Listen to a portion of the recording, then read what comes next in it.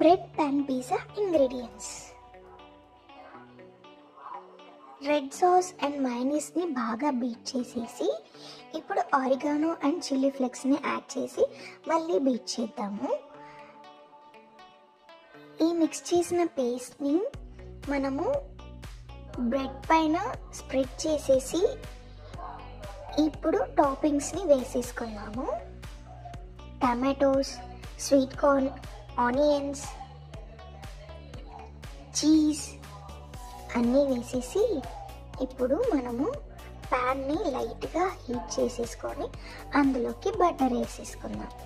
ఇప్పుడు మనం butter melt అయ్యాక ఈ బ్రెడ్ని ఇలా కొంచెం సేపు కుక్ చేసుకుందాం. చీజ్ కొంచెం మెల్ట్ అవ్వగానే, హీట్ అవ్వగానే ఇంకా మన బ్రెడ్ పాన్ పిజ్జా రెడీ అయిపోయింది.